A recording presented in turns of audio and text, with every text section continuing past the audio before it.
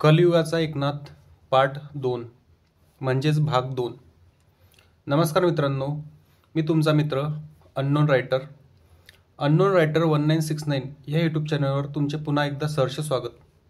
मित्रांनो, पहिल्या भागात आपण बघितलं की एकनाथांच्या वडिलांचा म्हणजेच समाधान पाटलांचा मृत्यू झाला। एकनाथ त्यामध्ये संपूर्ण खचून गेला। या दुःखामध्ये पाठीशी असणारी पत्नी खंबीरपणे पाठीमागे उभी राहिली आणि सर्व संकटांना पेलून धरण्याची ताकद तिने एकनाथाला दिली। परिस्थिती डबघाईला आलेली होती। कार्य कसे करावे हे पण समजत नव्हते। पैसा पाणी कसा जोडावा ह्याचा प्रश्न एकनाथापुढे होता।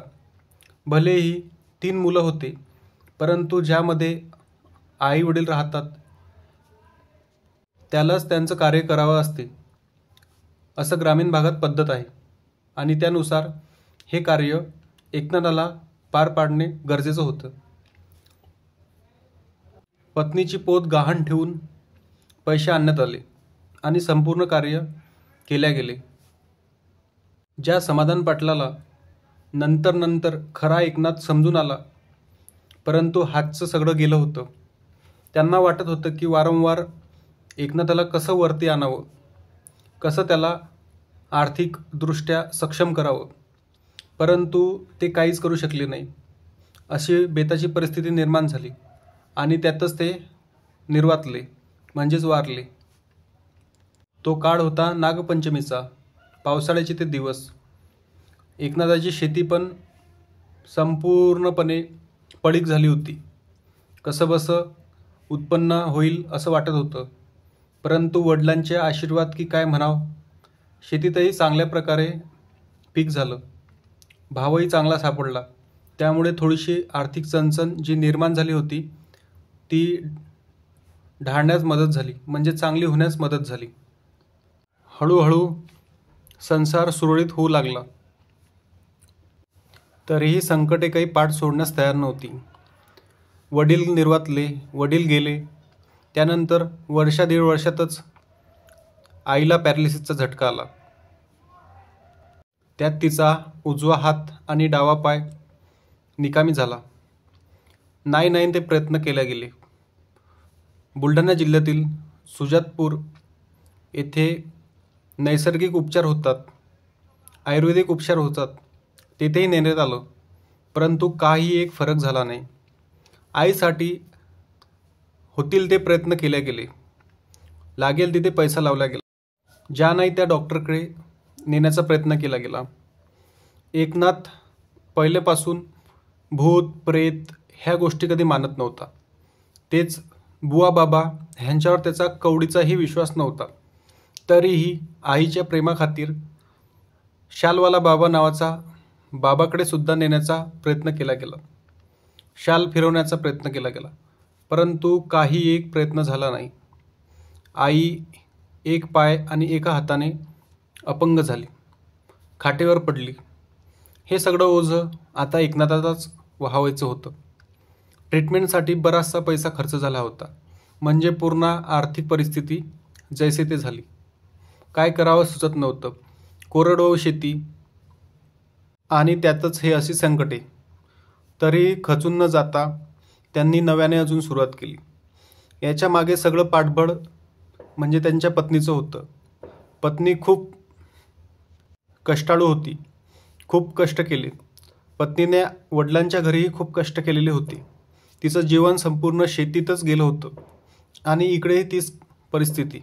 सकाळी उठणं, झाडझूड करणं, सगळ्या गोष्टी केल्यानंतर गोठ्यात जाऊन दूध काढणं, शेण काढणं, चारा पाणी करणं, ह्या सगळ्या गोष्टी तिचा नेहमीचंच। त्याची पत्नी खूप कष्टाळू होती। तिचे वडील सांगायचे की एका मुलाप्रमाणेच ही लहानपणी कष्ट करायची। ढोरं घेऊन जाणे, ढोरांना चारणे, जे म्हैस माणसाला सुद्धा दूध द्यायला खूप कष्ट द्यायची, ती म्हैस हिला सहजासहजी दूध द्यायची, असे ते सांगत असायचे। खूप कष्टाळू पोरगी।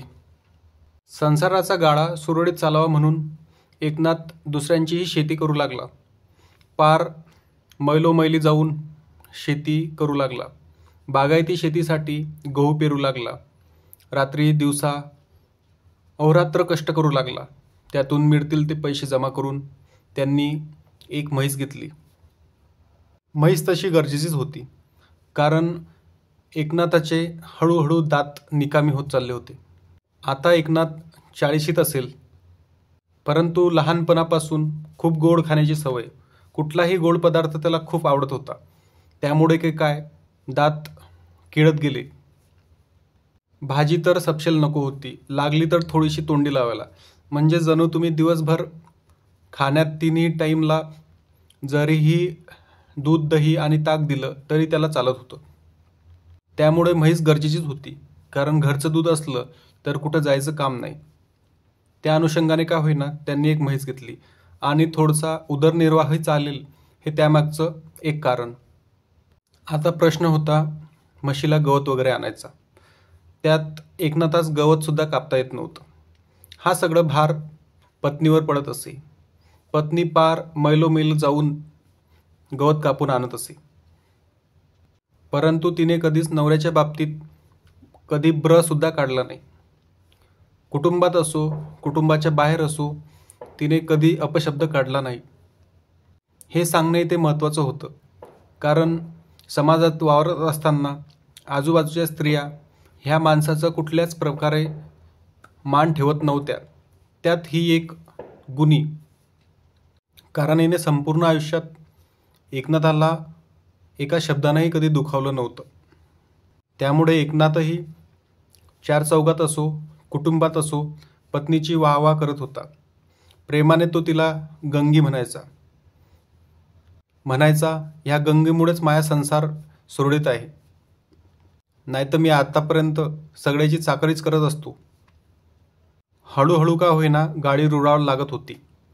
त्यात पत्र्याचं घर. उन्हाळ्याच्या दिवसात पत्र्यामध्ये फार गरम व्हायचं. तर प्रसंग सांगतो की आईची खाट सपरीत असायची. उन्हाळ्यात जेव्हा ते विश्रांती घ्यायची, कडाक्याचं ऊन राहायचं, वरून टीन, त्यामुळे प्रचंड वाफा लागायच्या. तर पोते बांधून पोते ओले करून ते ठेवायचे. म्हणजे इतकी भीषण परिस्थिती वाईट. तरी ही दाम्पत्य त्यातून मार्ग काढण्याचा प्रयत्न करत असत. सकाळ झाली की पहिला चहा आईला नेऊन द्यायचा, त्यानंतर आपण घ्यायचा, त्यानंतर मुलांचा नट्टापट्टा करून मुलं शाळेत जायची.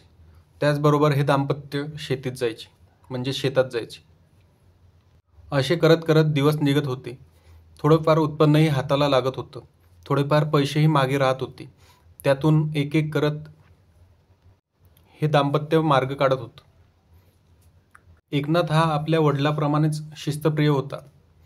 त्याला शिस्तीत वागलेलंच आवडत असे. नियम, अटी हे त्याच्या नसानसात होतं. त्यामुळे तो कुठलंही गोष्ट खपवून घेत नव्हता. मुलांना त्याने चांगल्या चांगल्या सवयी लावल्या. शाळेच्या बाबतीत तो तसा फार स्ट्रिक्ट होता.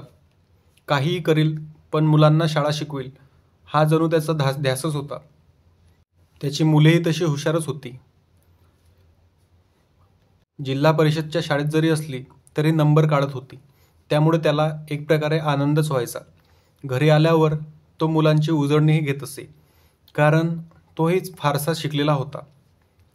मुलांना म्हणायचा, जर थोडेफार पैसे भरले असते, D.Ed केलं असतं तर आज मी शिक्षक असतो.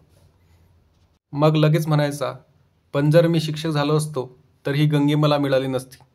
त्यामुळे मग थोडासा हास्यकल्लोळ उडायचा. असा हा एकनाथ लहानग्यापासून ते म्हाताऱ्यापर्यंत सगळ्यांना आपल्या जीवनात खळखळून हसवायचा. तर मग मित्रांनो, आज आपण इथेच थांबू.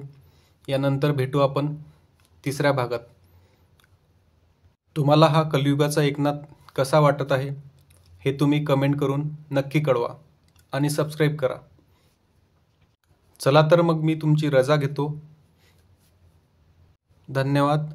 Thank you once again. मित्रांनो, पुन्हा एकदा सांगतो, तुम्हाला कथा कशी वाटली, आत्मचरित्र कसं वाटलं ते तुम्ही कमेंटद्वारे कळवा, जेणेकरून काही सुधारणा जर असल्या तर त्या मलाही नक्की कळतील. त्यामुळे येथेच थांबतो. धन्यवाद. जय हिंद.